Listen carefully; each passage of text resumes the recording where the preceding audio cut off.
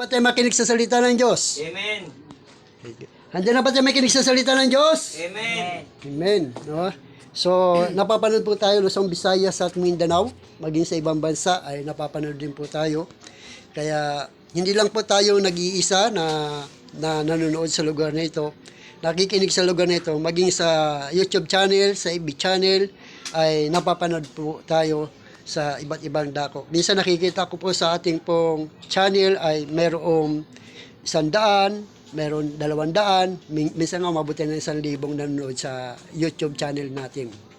No? So doon nakakapag-share din tayo sa kanila ng salita ng Diyos. So sa oras pong ito ay ang ating pong pag-aaralan ay patungkol po sa tinatawag na nakakatiyak ka na ba na kapag ikaw ay namatay, pupunta ka ba ng langit? Ayan po ang ating pong pag-aaralan na kasi darating pong araw hindi po tayo mananatili tayo rito. Meron lang tayong binubuno, no? Meron lang tayong binubuno sa mundong ito ng taon, oras o petsa na kung saan ay dapat lagi tayong handa. No, dapat tayo laging handa na kung sakali man tayo ay pumanaw sa mundong ito, tayo ba ay makakapunta sa langit? So yan po. Kung tayo ba ay nakakatiyak ba tayo sa langit kapag tayo ay pumanaw? Kasi nga, ang pag-alis natin sa mundong ito, maraming paraan. Amen po ba? Amen. Maraming paraan ang pag-alis dito sa mundo. Nandiyan ang sakuna, nandiyan ang disgrasya, nandiyan na yung kung ano-anong mga bagay na nangyayari sa buhay ng tao para umalis lamang sa mundong ito. Kasi nga tapos na ang kanilang tinatawag na kontrata. Kasi lahat po tayo may kontrata po tayo. Ang kontratang ito ay, ang ipinalam sa atin lang Lord ng kontrata ay sa loob ng 120 years. Yun lang ang ipinalam sa atin ng Lord na kontrata. No? Kung aabot ka roon sa 120 years na yan. Sana, yung mga nalalabi nating taon, bunuin natin sa paglilingkod sa Diyos. Huwag mong bunuin na ikaw ay nasa kulungan. Amen. Amen. Kasi maraming bumubuno yung taon. No? Binubuno nila yung taon sa mundong ito na walang kabuluhan. Dapat bunuin natin ang taon na ibinigay sa atin ng Diyos na naglilingkod tayo sa Panginoon para makakatiyak tayo kung sakali man kunin tayo ng Diyos sa mundong ito ay hindi tayo mahihiyang makapasok sa langit. Bakit? Kasi nga ang ating panahon, ang ating oras ay na ibinibigay natin sa Diyos. Binibigay natin. Hindi yung nabubuhay tayo sa mundong ito na walang pag-asa, kundi nabubuhay tayo sa mundong ito na mayroong pag-asa. So bago yan tayo muna po ay manalangin para humingi po tayo ng kabay at patnubay sa Panginoon. Panginoon, maraming salamat sa oras po ito, Diyos. Dalangin namin na patuloy niyo po yung kaming pagpalain. Bigyan niyo po kami ng kalaman at karunungan upang maunawaan po namin ang iyong mga salita na amin po mapapakinggan sa pamamagitan ng inyong lingkod, Panginoon. Pagpalain niyo po ang lahat ng narito, maging ang makikinig, makakapanood ng YouTube channel nito, Diyos. Patuloy mo rin silang pagpalain na maging daluyan ito ng iyong pagpapala upang maunawaan nila, Panginoon, na hindi sila mananatili sa mundong ito. Sa pangalan ni Jesus.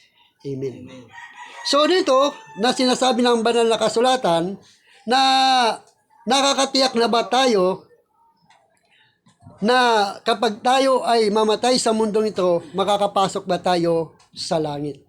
So sabi sa banal na kasulatan na nais ng Diyos na makatiyak tayo tungkol sa mga bagay nito, no? Tungkol sa mga bagay nito na kapag tayo ay namatay, na tayo po ay makakarating po tayo ng langit, no? Nasabi doon sa 1 John chapter 5 verse 13 na sinasabi ng Biblia, isinusulat ko ito sa inyo upang malaman ninyo na kayong nananalig sa anak ng Diyos ay may buhay na walang hanggan.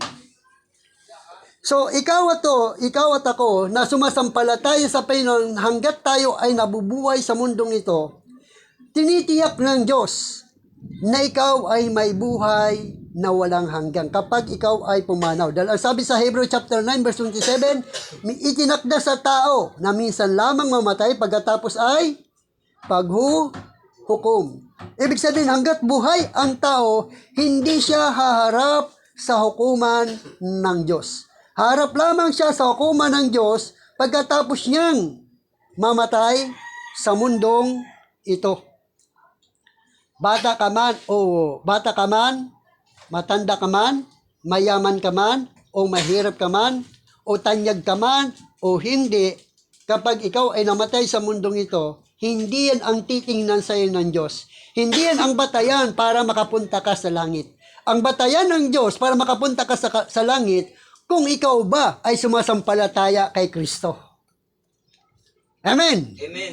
Kung ikaw ba'y naglilingkod kay Kristo, bakit? Sabagat sabi doon sa John 4:36, ang sabi ni Jesus Christ, ako ang daan, ang katotohanan, at ang buhay, walang makakapunta sa Ama, kundi sa pamamagitan ko. So kay Kristo lamang ang daan papuntang langit. Kaya tinitiyak ni Kristo, kapag ikay lumalapit sa Kanya, sumasampalatay ka sa Kanya, alam mo ang daan papuntang langit. Alam mo, sapagat gusto ng Diyos na tiyakin sa iyo, na hindi nasasayang ang paglilingkod mo sa Kanya. Hindi nasasayang ang pagbibigay mo ng panahon sa ating Panginoong Kristo. Dahil ang kapalit niyan ay buhay na walang hanggan. Yan ang kapalit niyan. Dito sa mundong ito, mainit, di ba? Dito lang yan, Brad. Pero sa langit, hindi mo na mararanasan ang init. Kung sa mundong ito, nagnenegosyo ka, nagtatrabaho ka, naghanap buhay ka, pero sa langit, wala nang paghahanap buhay, wala nang pagninegosyo. Sabi ni Jesus Christ, alam ko mahirap ka, pero ang totoo, mayaman ka. Kapag mayaman ka, maghanap buhay ka pa? Hindi na, mayaman ka na eh. Hindi ka na maghanap buhay, kain tulog ka na lang, numero 4 ka pa oh. Pero kapag hindi ka naglilingkod kay Kristo, bagamat ang bahay mo sa mundong ito, kubo-kubo lang. Pagdating sa impyerno, kubo-kubo pa rin. Mabuti kung may kubo ka ron. Pero kapag naglilingkod ka kay Kristo, ang bahay mo sa mundong ito, kubo-kubo lang. Pero ngunit doon sa ipinangako ng ating Panginoon Hesus ay mansion. Ang sabi doon sa John 14 verse 1 hanggang 3, sabi niya, huwag kayong mabalisa, manalig kayo sa Diyos at manalig din kayo sa akin. Sabagat sa bahay ng aking Ama ay maraming silid. Kung hindi gayon, ako'y paroroon at ipaghahanda ko kayo ng matitirhan. Kapag nipaghanda ko na kayo ng matitirhan, ako'y babalik at isasama ko kayo sa aking kinaroroonan. Kaya kung nasaan si Kristo na ating pinaglilingkuran, nandun din tayo. Nandun din tayo. Bunuin lang natin yung panahon na binigay sa atin ng Diyos. Kung ang ibinigay sa iyo ng Diyos ay 30 years sa mundong ito, bunuin mo yung 30 years. Meron ba 30 years na namamatay? Meron. Meron ba 20 years na namamatay? Meron nga isang taon lang namamatay. Meron nga isang linggo lang namamatay. Ibig sabihin hanggang doon lang yun ang kanyang buhay. Kaya habang nabubuhay po tayo, bunuin po natin. Maglingkod po tayo sa Panginoon. Isang araw lang naman hiningi sa atin ng Diyos eh. Buong araw ba hiningi sa iyo ng Diyos? Buong linggo ba hiningi sa iyo ng Diyos? Hindi. Ang sabi ni Jesus, ang sabi ng Diyos, 6 na araw kayo gagawa ng inyong kabubuhay. Ang isang araw ay ilaan nyo ito para sa akin. Para sa Kanya. Ibig sabihin, dapat lagi kang mayroong kagalakan, mayroong kakapayapaan na dumadalo sa Diyos, naglilingkod sa Panginoon, sapagkat alam mo, ang kapalit nito, mansion. Amen. Amen. Mansion ang kapalit nito. Dahil kung hindi ka maglilingkod sa Panginoon, yung pangako ng Diyos na mansion, hindi mapapasoy yan. Kahit nga dito may pabahay. Kailangan mo ba dumalo kapag mayroong pabahay dito? Kailangan. Kailangan mo ba dumalo ng mga meeting? Kung hindi ka dadalo, makakaroon ka ba ng bahay? Hindi. Ay, hindi. Kailangan masipag kang dumalo. Hindi yung nagdadahilan ka. Ay, hindi ko makakadalo. Bakit? Kasi busy ako. Marami akong ginagawa. Kung gano'n lagi ang ginagawa mo, huwag kang umasang may bahay ka. Amen? Amen. Wala kang panahon dumalo eh. Marami kang panahon sa sarili mo. Pero doon sa pangarap mo, wala kang panahon. Doon sa ipinangako sa iyo ng Diyos, doon sa pinangako ng mayayaman na nagsasabi, kapag kayo ay dumalo sa mga meeting, meron akong bibigay sa inyong bahay. Pero kapag hindi ka masipag, marami kang dahilan, wala kang bahay. Ganun din kay Lord. Marami kang dahilan. Sabi ni Jesus Christ, hindi lahat ng tumatawag sa aking Panginoon ay maliligtas. Kundi yung lamang sumusunod sa kalooban ng aking amang nasa langit. So ganun po, kumbaga sa ay nagbibigay tayo ng panahon. Dahil hindi nating alam ang ating buhay. Hindi nating alam kung bigla na lang tayong umalis sa mundong to. Kaya sabi ng banal na kasulatan, isaisip ninyo ang mga bagay na panglangit, hindi ang mga bagay dito sa mundong ito. Dahil ang sabi ni Jesus Christ, ang aking kaharian ay wala dito sa mundo. Ang aking kaharian ay nasa langit. Kaya ikaw at ako na sumasampalataya kay Kristo, kung ano yun nandito sa mundo, pagtiyagaan mo na lang yan. Kung kumikita ka ng 1,000 isang araw, pagtiyagaan mo yan. Huwag ka na maghanap ng iba pa. Kung kumikita ka naman ng mga anumang bagay dito sa mundong to, magtiyaga ka, magpasalamat ka. Para pagdating ng araw ng linggo, hindi ka na mag-iisip kung ano pang hanap buhay mo. Alam mo kung bakit tayo umati ng linggo? Dahil doon lang tayo nakapagbibigay kay Lord. Amen. Amen. Doon lang tayo nakapagbibigay kay Lord. Doon lang tayo nakapagbibigay ng offering na binibigay sa atin ng Diyos. Dahil kapag hindi ka dadalo ng araw ng linggo, hindi ka makapagbibigay sa Panginoon. Bakit? Sapagkat wala ka sa araw ng pamamahinga. Dapat mayroon tayong kagalakan na magbigay sa Panginoon. Ang araw ng linggo, ayan ay binigay sa iyo ng Diyos para yung mga pagpapalang ibinigay sa iyo ng Panginoon ay dadalhin mo yan kung saan ka naglilingkod at ibigay mo yan doon. Sapagkat iyan ang maging daluyan ng pagpapala sa iyo ng Diyos. Amen. Amen. Kumbaga sa pananim, umani ka. Umani ka. Lahat ng inani mo, bininta mo, walang natira. Mayroon ka pa bang itatanim? Bakit? Inubos mo eh. Dapat magtira ka para doon sa binhi na pagdadaluyan muli ng yung mga pagpapala. So doon ay makikita natin na sinasabi ng banal na kasulatan, nakakatiyak ka na ba na ikaw ay may buhay na walang hanggan? At ito'y tinitiyak sa atin ng Diyos. Huwag ka mag-alinlangan. Sabi siya John 3:16, kaya na lamang ang pag-ibig ng Diyos sa sanglibutan, kaya binigay niya kanyang bugtong na anak upang ang sinuman sumampalataya sa kanya ay hindi mapahamak kundi magkaroon ng buhay na walang hanggan. So yun ang pangako sa atin ng Diyos, magkaroon ka ng buhay na walang hanggan. Ano ba yung buhay na walang hanggan? Hindi ka na natatakot mamatay. Hello? Yes. Hindi ka natatakot mamatay. Bakit? Wala kang kamatayan. Katulad ka ng Diyos. Ang isang araw sa iyo ay 1,000 taon. Dahil ang 1,000 taon sa Panginoon ay isang araw lang sa Kanya. Kaya mabubuhay ka katulad ng Diyos na ang isang araw sa iyo ay 1,000 taon. Kung ikaw ay tapat na naglilingkod sa Panginoon at naging survivor ka doon sa panahon na ibinigay sa iyong takdang panahon dito sa mundong ito. May kanya-kanya po tayong panahon. Marami nang umalis sa mundong ito. Amen po ba? Mga kamag-anak natin. May mga nanay ba kayo namatay na? May mga tatay ba kayong namatay na? Ako, nanay, tatay ko namatay na. Kwento na lang. Ha? Kwento na lang. Kwento na lang sila. So doon ay makikita natin, hindi talaga tayo mananatili sa mundong ito. Habang tayo narito sa mundong ito, tayo po ay namamayan lamang. Namamayan lamang tayo. Hindi tayo mananatili sa mundong ito. Kaya huwag tayo manghawak kaanuman ang mga pangarap natin sa mundong ito. Meron tayong mga pangarap, pwede matupad yan hanggat tayo ay nabubuhay. Pero kapag ikay namatay na, burado lahat yan. Amen? Amen. Burado lahat yan, mga pangarap mo. Makakamit mo lang yan hanggat ikaw buhay. Pero dahil sa ikaw ay buhay, dapat magbigay ka ng panahon sa Diyos. Kaya bakit hindi maaaring makapunta ang isang tao sa langit? Ang dahilan, lahat tayo'y makasalanan. Hindi lahat ng tao ay pwedeng pumunta sa langit. Dahil nga ang dahilan, lahat tayo ay makasalanan. Iisa lang ang walang kasalanan. Sino po ba yan? Sino nakakalam sinong walang kasalanan? Jesus. Si Jesus. Siya lang ang taong walang kasalanan. Siya lang ang tao. Kaya dahil sa Kanya, ang kasalanan natin ay inako niya. Inako niya para magkaroon siya ng kamatayan. Dahil ang kabayaran ng kasalanan ay kamatayan. Hindi siya maaaring mamatay kung wala siyang kasalanan. Dahil ang kapangyarihan ng kamatayan ay ang kasalanan.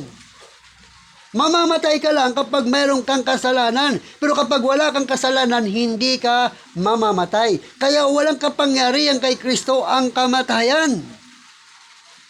Kaya nagkaroon siya ng kamatayan dahil ang kasalanan mo, kasalanan ko, kasalanan ng lahat ng tao ay inako niya.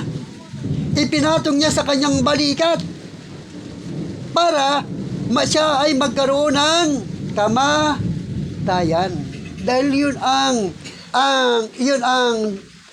ang susi para mamatay siya. Para mabayaran ang ating mga kasalanan. Kaya mapalad po tayo na naglilingkod sa Panginoon na tayo ay nakakatiyak. Hindi tayo nagalinlangan. Kaya hindi tayo natatakot pumunta dyan kahit saan. Bakit? Kasi nga, kasama natin ang Diyos. Kapag tayo ay namatay sa mundong ito, yun ang pinto ang papuntang langit. Pero kapag namatay din ang tao na hindi naglilingkod sa Diyos, yun ang pinto ang papuntang impyerno. Bubukas sa kanya ang pinto ang papuntang impyerno kapag siya'y namatay na. Dahil ang sabi sa banal na kasulatan, kapag namatay ang tao, merong anghel na magdadala sa kanya. Anong dadalhin sa iyo ng Diyos? Ang kaluluwa mo, hindi. Ang dadalhin sa iyo ng Diyos, yung espiritu mo. Ito yung dadalhin sa iyo, yung buhay mo. Yan ang kukunin sa iyo ng anghel, yung buhay mo. Yan ang dadalhin sa Diyos. Dadalhin niya yun sa Diyos para humarap ka sa kanyang hukuman. Kung ano ang ginawa mo. Ipapakita sa iyo ng Diyos mula nung ikay isingilang hanggang sa ikay naging naglakad, hanggang sa ikaw ay lumaki, nagtrabaho, nag-asawa, o ano man ang inabutan mo rito sa mundong ito, hanggang sa ikaw ay pumanaw, ipapakita sa iyo ng Diyos. Kung namatay ka na wala kang pananalig at panampalataya kay Kristo, ang punta mo ay hindi papuntang langit, dahil andang papuntang langit ay sino? Si Jesus. Si Kristo lang andang papuntang langit. Kapag wala kang pananalig at panampalataya kay Kristo, ang daan mo papunta saan? Sa impyerno. Kaya mapalad ang mga taong sumasampalataya kay Kristo hanggat siya ay nabubuhay.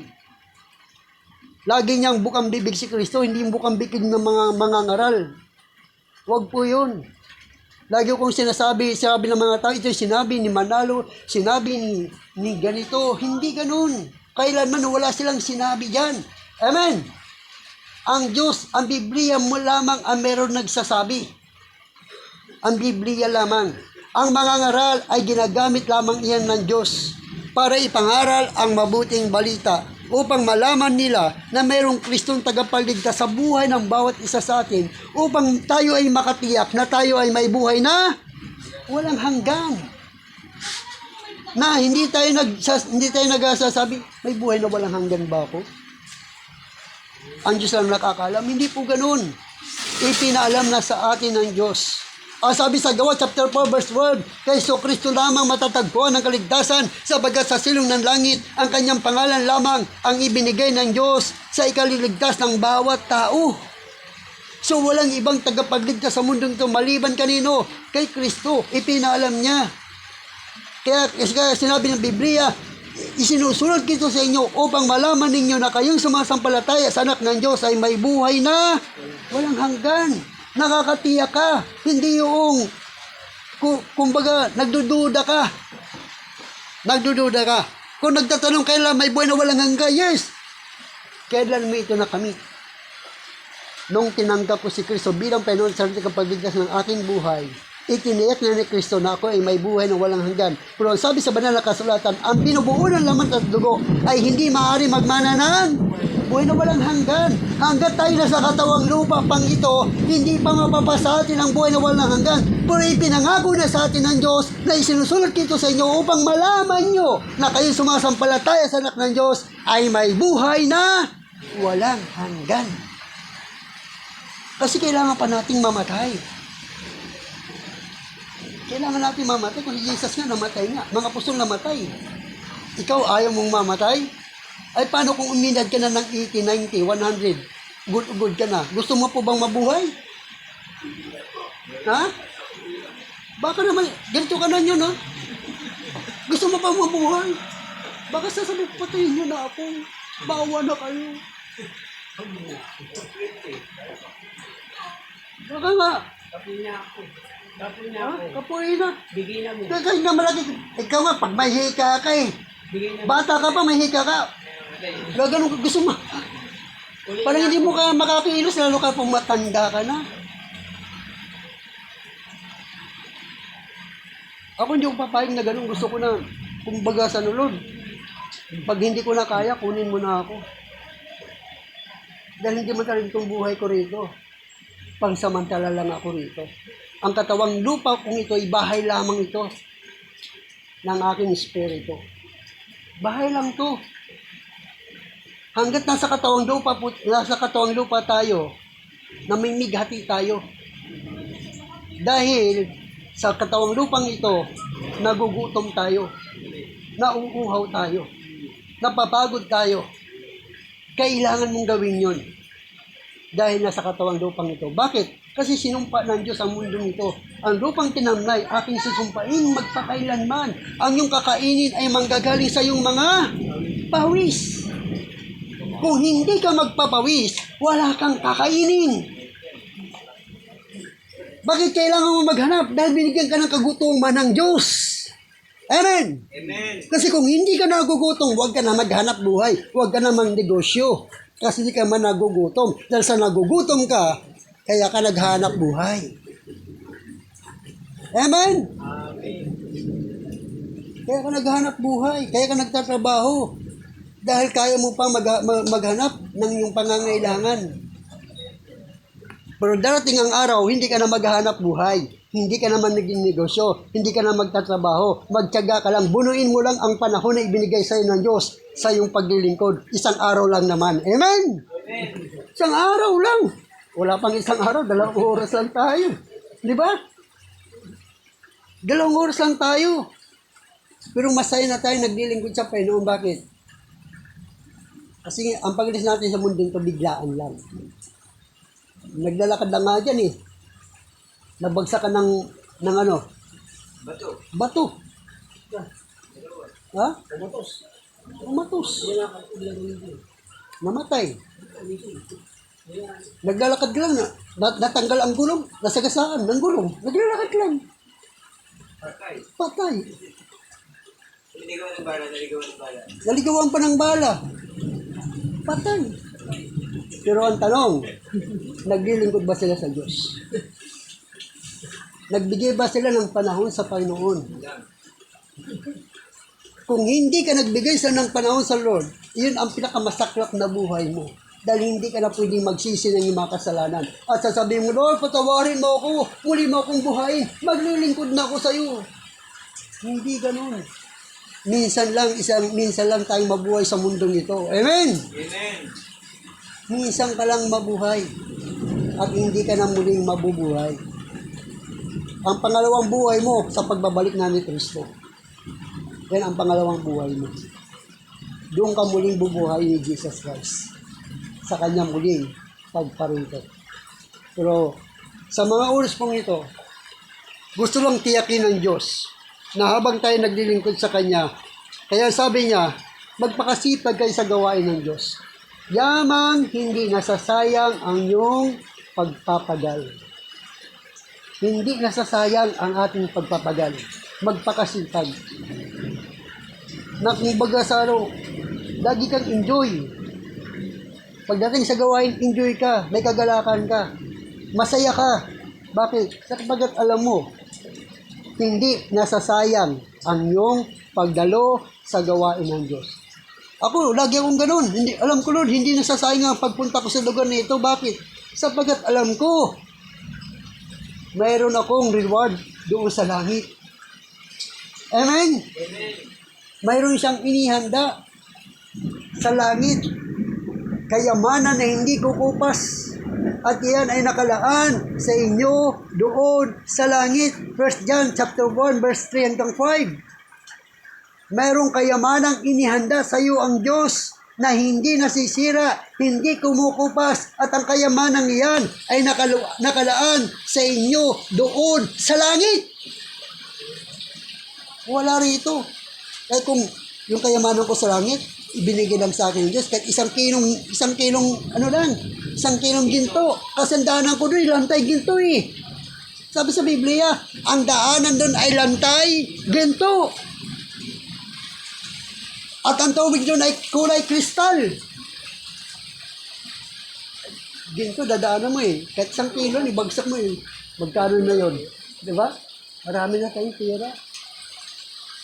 Pero yan, ay binibigay lang sa akin ng Diyos na habang tayo narito sa mundong ito, may kagalakan tayo naglilingkod sa Panginoon. At nakakatiyak tayo. Kung sakali man, kunin tayo ng Diyos, sa anumang paraan, ay hindi tayo nahihiyang umarap sa Diyos. Pag kayo ba'y tinanong ng Diyos, anong dahilan kung bakit kita papapasokin sa langit? Meron ba kayo may sasagot? Anong dahilan kung bakit kita papapasokin sa langit?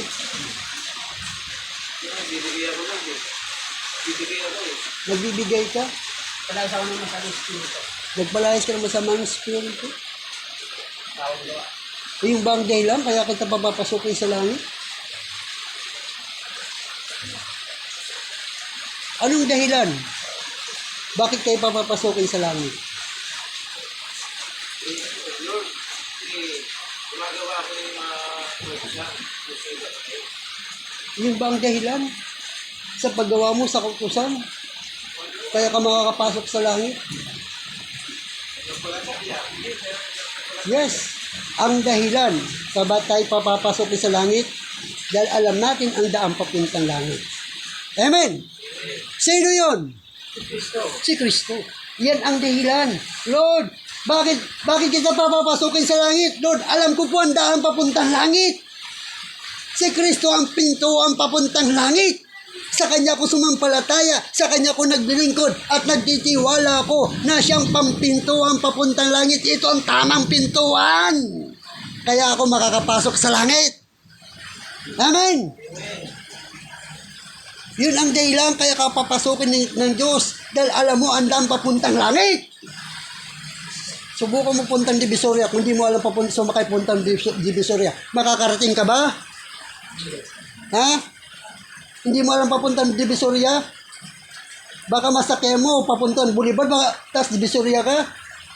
Baka hindi ka makarating ng Divisoria. Bakit? Hindi mo alam ang sasakyan papuntang Divisoria. Kaya ang tanong ko sa'yo, makakarating ka ba ng Divisoria? Anong sagot mo? Oo, bakit? Alam ko ang sasakyan papuntang Divisoria. Yun din naman. Kapag tinanong tayo ni Lord, tinanong tayo ng Diyos, bakit kita papapasokin sa langit? Ano ang dahilan mo? Bakit kailangan kitang papasokin sa langit?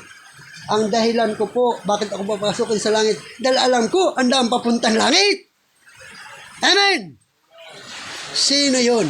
Ang iyong anak na si Kristo. Sa Kanya kong sumumpalataya bilang Panginoon at sarili kong pagligtas ng aking buhay. Kaya ako ngayon ay hindi nahihiya pumasok sa langit dahil alam ko kung sino ang daan papuntang langit. So puri ng Panginoon sa ospong ito, nawa ay meron tayong naintindihan, meron tayong naunawaan. Nakakatiyak ba tayo na tayo makakapunta ng langit? Nakakatiyak po ba tayo? Amen. Amen. Dahil kapag sinabi mo hindi amen, hindi ka pa nakakatiyak. Para bang sinabi mo hindi totoo si Kristo. Hindi totoo si Kristo ang papuntang langit. Pero kapag ikaw ay sinabi mong amen, naniniwala ka na si Kristo lamang ang daan papuntang langit, yun ay totoo. So salamat sa oras pong ito. Nawa ay napagpala po tayo ng Panginoon. Tayo po ay tumayo, tayo po ay imawit. Hallelujah. Yes, glory to Jesus. Awitin pa natin, ikaw ang aking kalakasan.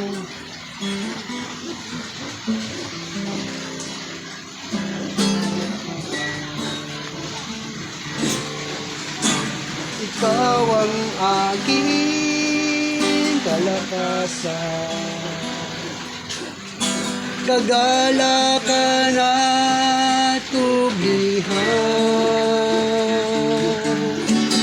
Dumating man ang problema, walang makapaghiwalay, walang maikukumpara sa pag-ibig mo. Minsan pa ikaw ang aking kalakasan. Ikaw ang aking kalakasan. Kagalakan at kublihan. Dumating man ang problema,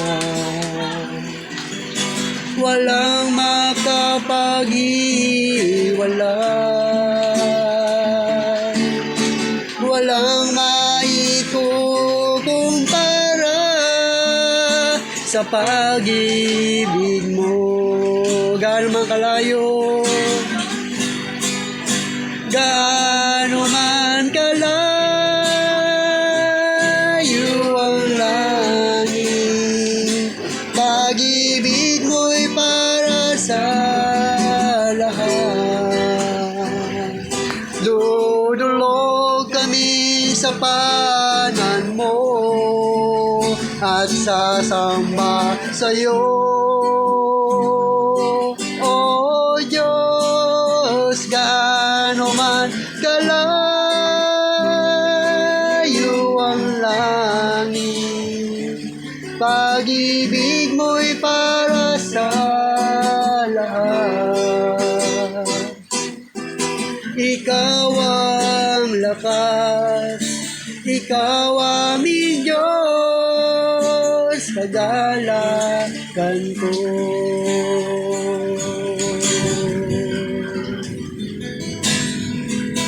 Ikaw ang lakas, ikaw aming Diyos, kagalakan ko.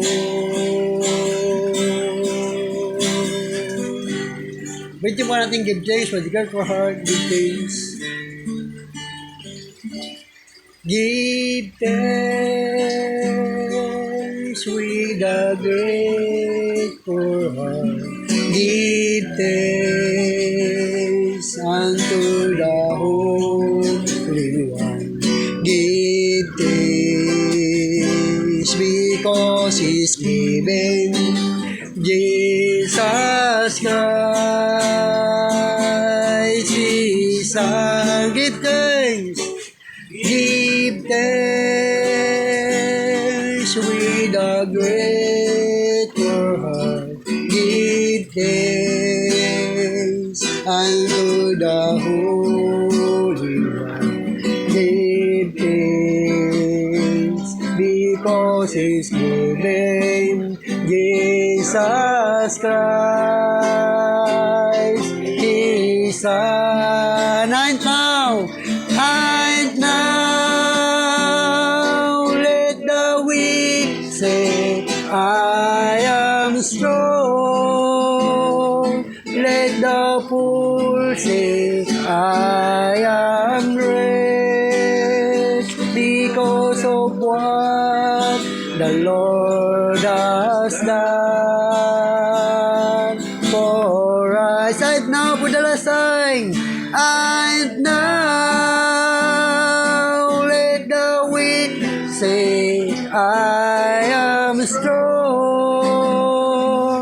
Let the poor say, I am